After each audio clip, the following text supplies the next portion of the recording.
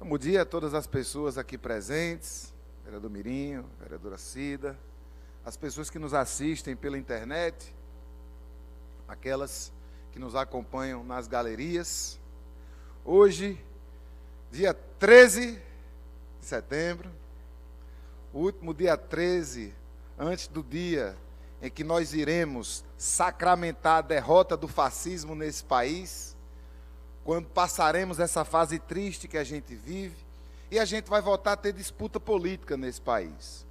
Eu escrevi hoje de manhã, Vossas Excelências, um texto que falava um pouco da minha relação com o presidente Lula. Eu votei em Lula muitas e muitas vezes. Eu digo que eu votei em Lula até quando eu não votei. Em 1989, quando ele foi candidato pela primeira vez, eu tinha 13 anos, mas torci muito, pelo que veio a se tornar o primeiro presidente do Brasil vindo da classe trabalhadora, o primeiro e único até agora. Falei no texto que eu vi a revolução que foi feita a partir do momento em que as pessoas começaram a poder viajar de avião. A gente viu pela primeira vez as pessoas pobres entrando na universidade.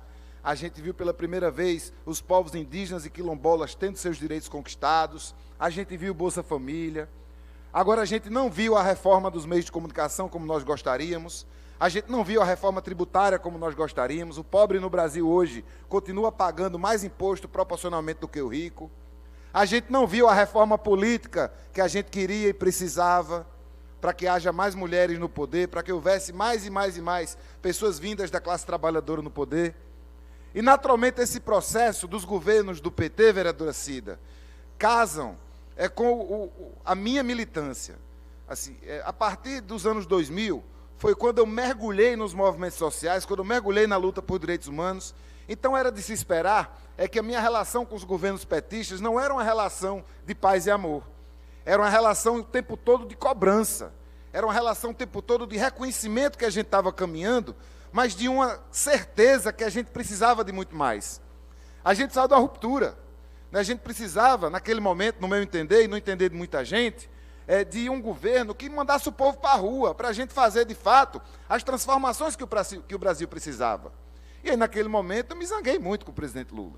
Me zanguei muito com a falta de pulso do governo, quando a gente fez a transição para a TV digital e abriu mão de democratizar o espectro. Fiquei muito triste, aí já no governo Dilma, com a passagem da lei das terceirizações, mas também vi os mais médicos. Então, a gente sempre, durante todo aquele tempo, a gente tinha oportunidades de lutar por mais direitos, e havia disputa democrática republicana nesse país. Eu disse hoje, vereadora Ana Lúcia, que o que nós considerávamos e consideramos talvez um dos maiores defeitos do presidente Lula, que é essa vontade de falar com os opositores, essa busca pelo consenso o tempo inteiro, essa conciliação o tempo inteiro, que é uma coisa que muitas vezes para a classe trabalhadora, para quem luta pelos movimentos sociais, por quem demanda o socialismo, essa conciliação muitas vezes é mal vista. Eu mesmo já critiquei e critico muitas vezes. Mas eu entendo que nesse momento histórico que a gente vive hoje, talvez seja exatamente o que o Brasil precisa. O Brasil precisa exatamente de um processo de conciliação. O Brasil precisa que a gente volte a discutir política sem ter medo de levar uma tapa, sem ter medo que alguém puxe um revólver para a gente. O Brasil precisa que a gente não tenha medo de dizer o que a gente acredita, seja o que for o que a gente acredite. E é por isso que eu tenho tanta esperança que isso vai mudar. Isso vai começar a mudar a partir das próximas eleições, mesmo entendendo que a luta pela democracia vai estar apenas começando. Eu não espero um mar de rosas do próximo governo. Eu espero que a gente volte a poder lutar por direitos. E faço agora um parêntese, para lembrar os meus amigos e amigas comunicadores e comunicadoras que lutam pela liberdade de expressão, pelo direito à comunicação, que o edital de ocupação da Rádio Frei Caneca foi estendido. Estão valendo inscrições até o dia 30 de setembro. As inscrições de pareceristas também estão abertas até o dia 23.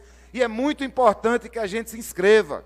As pessoas que produzem comunicação nesse estado, nessa cidade, as pessoas que estão fazendo seus podcasts, as pessoas que estão produzindo de forma independente, nós temos que ocupar a grade da Rádio Frei Caneca, que é uma grade que é nossa. É uma rádio que pertence à população inteira do Recife, uma rádio que teve décadas, mais de 60 anos de luta para ela ir para o ar. Então vamos ocupar, gente. Vamos ocupar, que o tempo é de ocupar. Presidente, eu pergunto quanto tempo eu tenho, se ainda tenho. 4 segundos, 3 4 segundos. segundos? Isso. Então, muito bom dia, senhora presidenta. Espero que Vossa Excelência nos ajude a superar esse momento de treva que a gente vive e partir para um tempo em que a disputa política republicana e necessária voltará a ser possível nesse país. Nós estamos juntos.